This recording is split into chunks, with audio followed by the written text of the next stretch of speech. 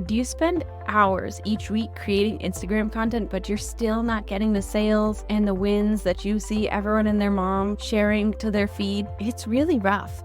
But there's usually just a few simple changes you need to make to get there, and I'm going to help you. You are closer than you think. You can find the exact gaps that you have in your Instagram strategy, the gaps that are holding you back from getting clients from your content with my free Find and Fix the Gaps in Your Instagram Strategy quiz. All you have to do is take 5 minutes to fill out the quiz and you will get the exact roadmap you need to start getting sales from your Instagram content. Get your copy of the quiz at sociallyyours.biz/findandfixed. All spelled out, all one word, find and fixed, or check the link in the show notes.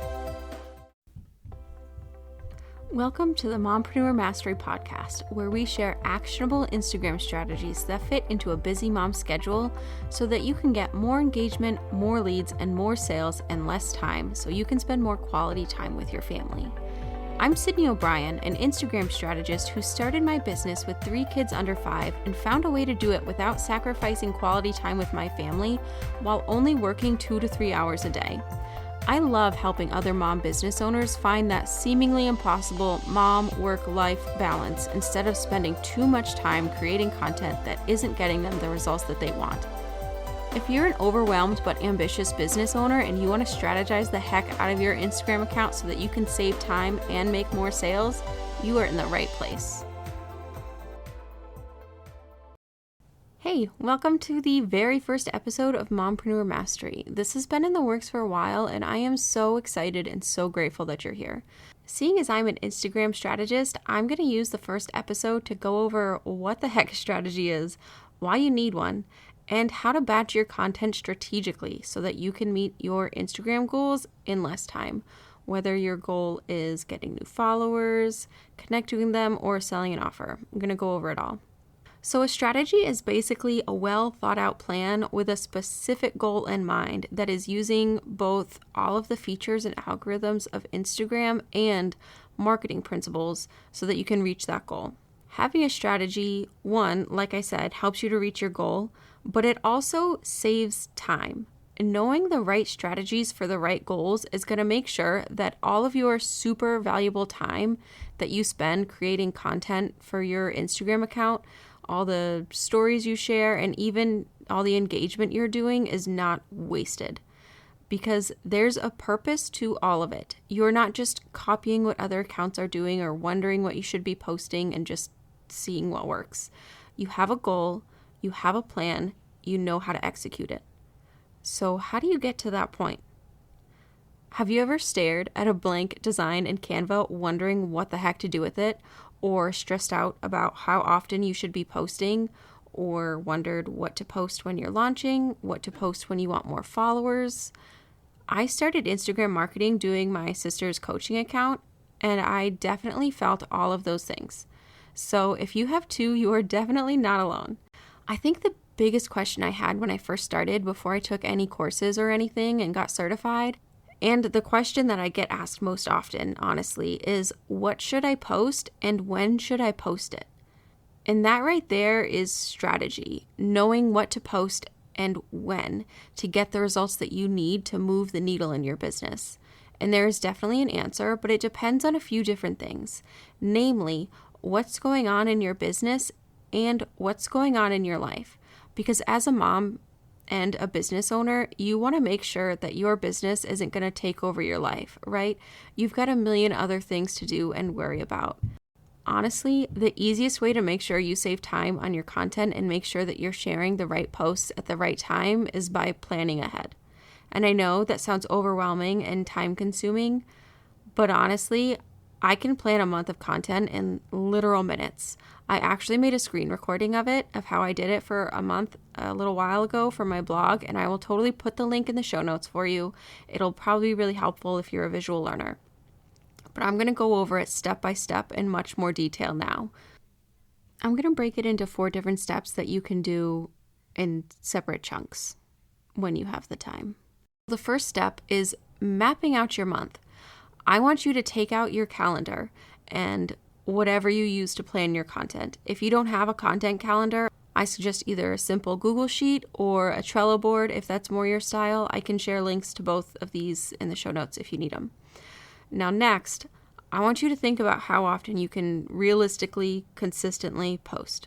Mark down those dates for a month and then fill in what stuff you have coming up, both in work and your life. Because if your kid has a dance recital or you're going on vacation, you don't want to share content that's going to result in you having to spend a lot of time working or engaging. Like, I wouldn't share a post I know is going to be super awesome that asks for a whole bunch of comments and DMs if I'm not going to be around to answer those comments and DMs in a timely fashion. And I wouldn't want to promote, say, my personalized strategy service right before going on vacation because I want to be able to enjoy myself and not do all of the work that entails. Another good thing about planning and scheduling is that you can do things like go on long vacations and not have to worry about making and posting content, which is super nice. Now I want you to fill in any work stuff you have going on. Do you have any obligatory posts you have to make for like collaborations, or maybe you're in a bundle that you need to promote, or a summit you're a part of? Or maybe you are a guest on a podcast and you want to promote that and share it with your audience. Do you have a sale or a special webinar or masterclass coming up? All of these things, mark it down on the right dates of the content calendar. This is the part where we fill in the rest. So leading up to any big launches or sales or any kind of promotional period, take the time to share some posts that will help you grow so you have more leads when you're ready to promote these things. So posts for growth are going to be shareable posts, collaboration posts, super valuable content that gets a lot of comments. Those are going to be the posts for growth. And after that, you want to do some posts that show you as an authority figure in your industry. So that's going to be educational content, sharing content that gives your dream client a small win, sharing reviews, testimonials, case studies, things like that. And then share your promotional content, the main event. Now, if you're going to be busy with life or behind the scenes stuff and you don't have any promotional periods coming up, share a mix of those growth and authority posts. And if you have an offer that's an instant download type of thing, like templates or a guide or workbook, promote that instead. The second step is filling in all of the post topics.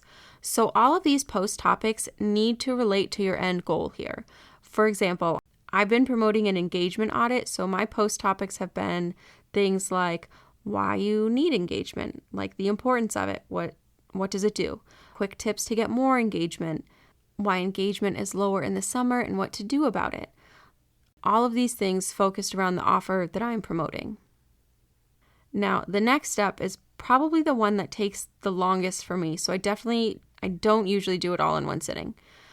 But having steps 1 and 2 done first make it so much easier to pick up when I need to take a break or change a diaper or do a playground visit with my kids.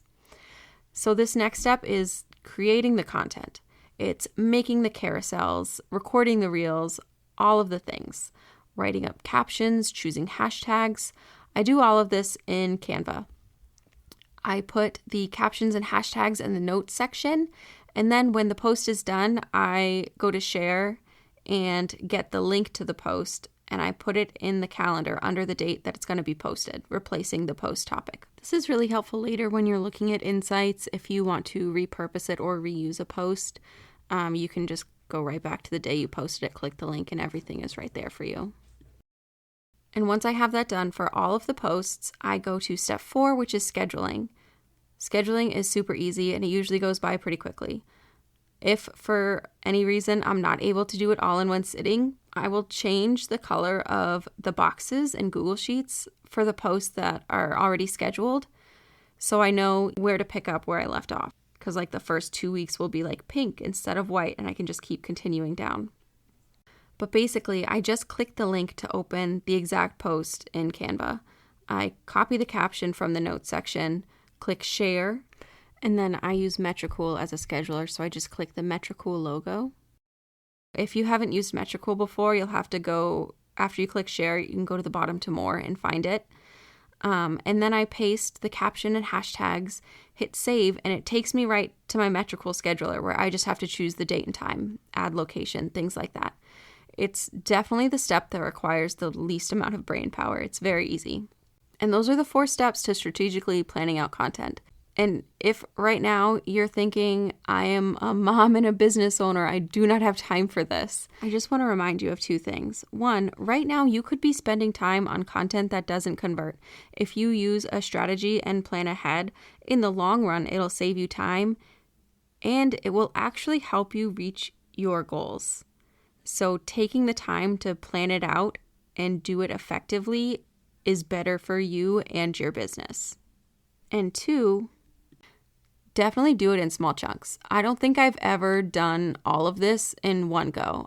I'm usually interrupted with snack requests or, sibling squabbles, things like that. Do the basic planning part in one chunk, and then do the post planning in another. Creating the content might be a couple of chunks, and then you can schedule it.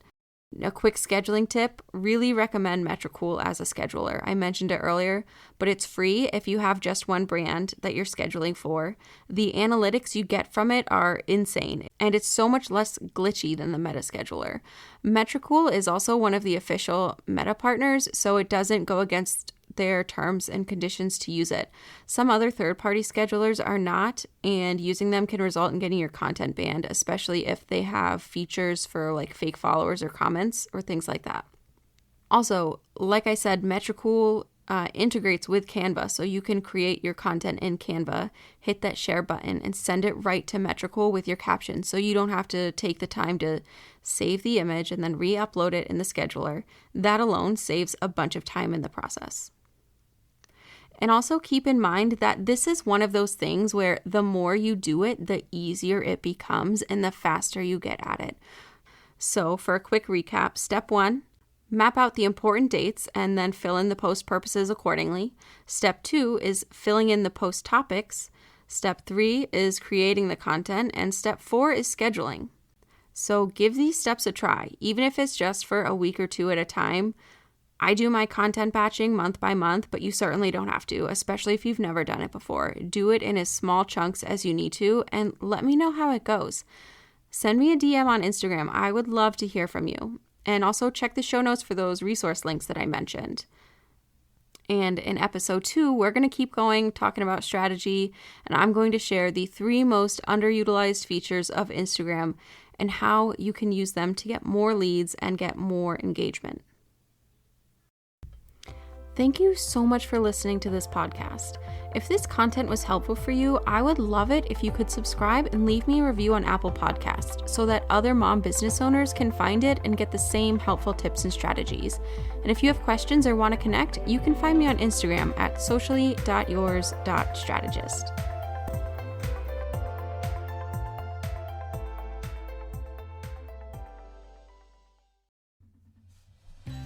Hey mompreneur, I know that selling your offers on Instagram is really hard. First, you gotta know how to word your content to make sure that it clearly shows how amazeballs your offer is. And then you also have to know how to craft the content to make sure it appeases the algorithm gods so it actually gets seen by the people most likely to buy it. My goal is to help moms help their families through their online businesses. That is why I made Carousels That Sell.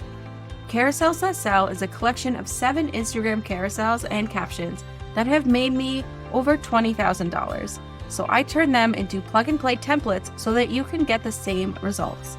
Carousels That Sell is super easy to use, so you can easily create and schedule the content and will help sell your offers for you while you're off playing with your kids.